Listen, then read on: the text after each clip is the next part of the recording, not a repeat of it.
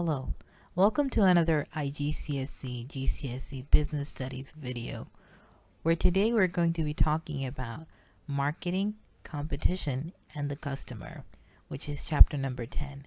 This is a brand new section where we will focus on marketing as a whole and try to understand the functions of a marketing department in a business. Marketing is said to be one of the most important players in an organization, and we'll try to find out just why. To start off, we're going to understand what exactly marketing is.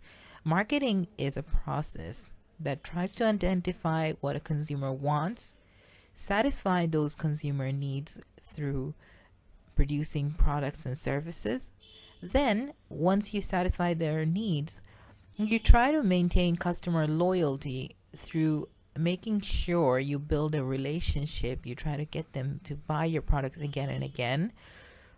Also, you try to keep understanding your customer. You try to gain better information, because the more information you have, the more you will know how to produce a product that will satisfy their needs. This is linked with the last point, which is anticipating changes in customer needs. Because think about how everything that we used to do back in the days, back around 10-15 years ago, say in 2000, and think about the trends that is today. Think about the jeans, think about the music, think about the gaming devices.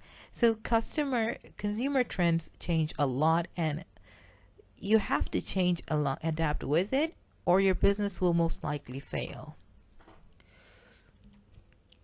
So what are the objectives of a marketing department? Marketing department may set objectives such as increasing sales revenue, which was, if you have more revenue, you can make more profit.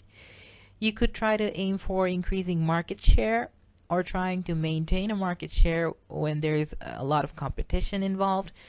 You could also make your objectives to increase awareness regarding a product or service. Sometimes your business may suffer from brand image issues, where you're not seen as very ethical or very kind towards society and their needs. You're just seen like a juggernaut that makes a lot of profit. So marketing could actually have an objective where they try to maintain or improve their image through campaigns that try to promote green issues and everything else. Sometimes your objectives could involve targeting a new market or market segment. We will learn about market segment later. New market basically is where you try to diversify and produce new products in order to reduce your risks. So this is also linked with the last point, where you try to develop new products or improve existing products, where in the future you bring out a few new features in a certain product, and then it could become again one of the hits of the market. So how can you understand or anticipate the changes in a market? First of all, we try to understand why consuming spending patterns actually change. So we have constant changes in consumer tastes and fashion. Think about fast food. Fast food in the past has been increasing in sales, but nowadays we have a lot of health conscious consumers who are trying to cut down the calories, trying to eat more healthy. So you have a lot of fast food restaurants trying to offer healthier options, more vegetables, more salads in their meal. You have changes in technology. Changes in technology make some things redundant. You have a lot of, especially when it comes to, think about a CD. Before, we used to have a CD-ROM in a computer. We used to have CD players. But nowadays, CDs have almost become redundant because of the new MP3 files being transferred through the new devices that play music or transfer files from one source to another. So we have changes in income. Sometimes a country becomes more developed over the years, so they can afford to buy more luxury goods and rather than spend on items that they would have previously spent. Think about China. Nowadays their economy is doing very well, so their consumer spending pattern has also changed and reflected that. Aging population. You have countries where the population has been aging a lot because of increased medical facilities. Think about Japan. So if you have more aged population, obviously their tastes and their what they desire would change. Think about what your older generation would want, and think about what you yourself would want. There's a huge vast difference in terms of music. I'm pretty sure if your father or uncle listened to certain types of music, it wouldn't match yours.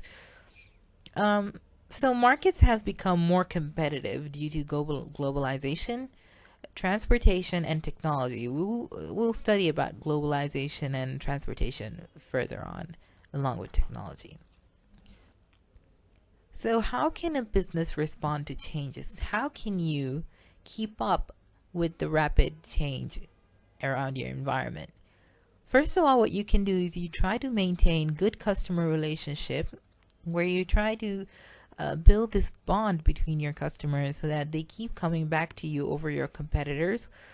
You try to keep improving your existing product. So never think that you have the perfect product.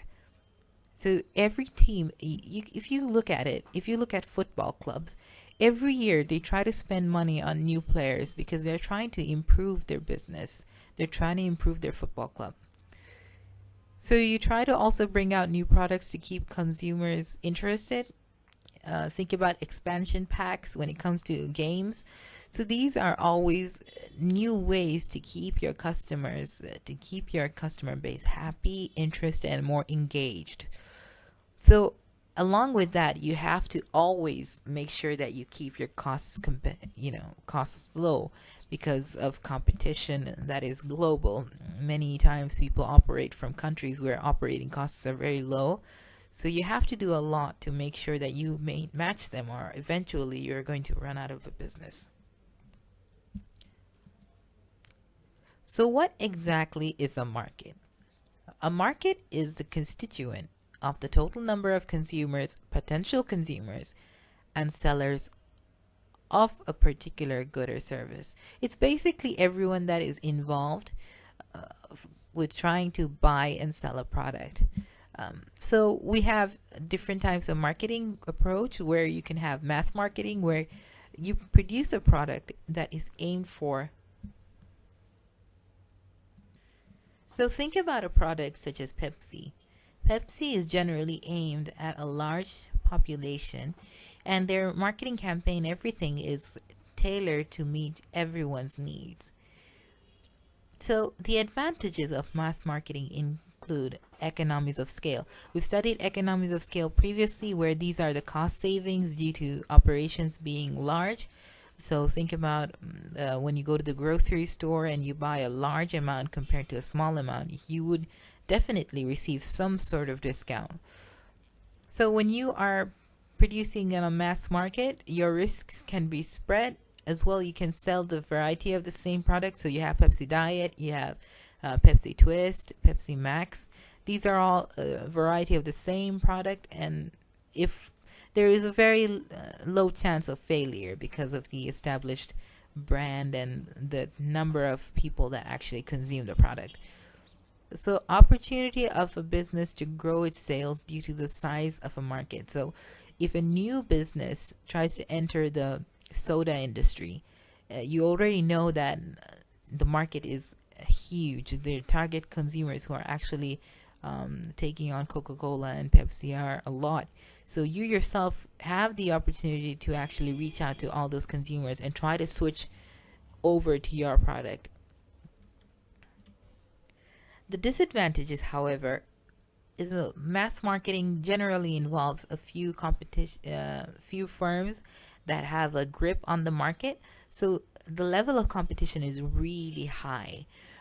The costs of advertising are also high, and standardized product might not meet certain consumer needs. So think about Pepsi or soda drinks. They might not actually have met everyone's needs. So they are trying to meet it with those Pepsi twists and everything, but there could be more that certain consumers. So these people, certain groups that are their needs are not being met, are actually called a niche market. So niche market is a small specialized segment of a much larger market. So these are your special unique customers. Think about people who consume iced tea over soda. So these are very niche. You can actually ask in a classroom how many of them had iced tea and how many of them have Pepsi, and you could actually check it out. So the advantages of niche marketing include that small firms can avoid the competition by serving special wants. Because you serve such a small customer base, most of the large companies actually avoid them, and this is your area to thrive on. The limited sales due to market size, your market size is really small, so it's very limited, and there is a risk involved, because if you run a product and if it fails, then that's pretty much your business going down. So we read about this term market segment before, and let's try to understand what it actually is.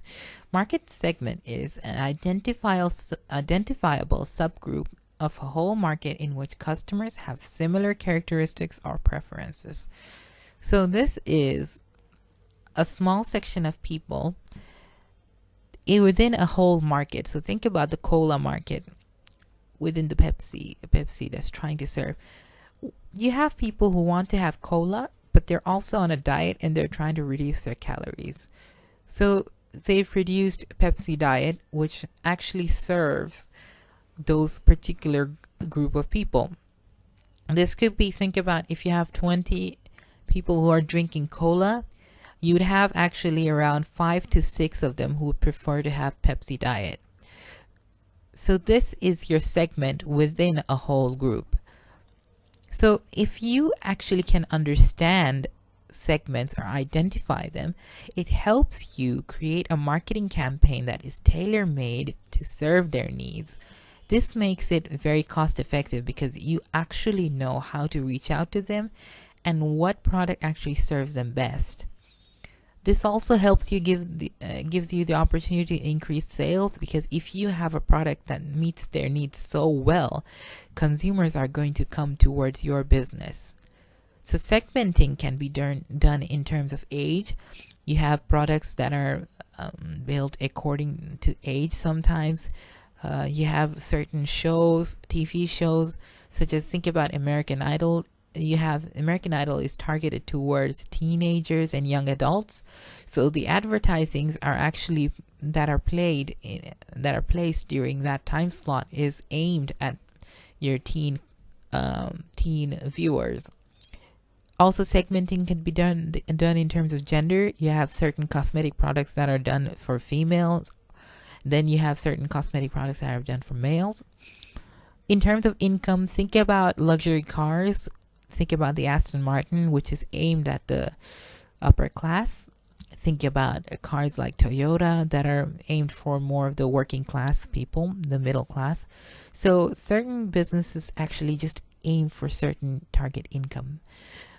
Another aspect could be lifestyle. So you have certain businesses that aim towards towards serving families rather than single consumers or single individuals. So you have businesses like McDonald's, which tries to develop its marketing strategy to serve families. That's why when you go to a McDonald's restaurants, there are these play areas. They have happy meals for children. This is all to create that family atmosphere that they're trying to achieve. So thank you very much for watching, and see you next session.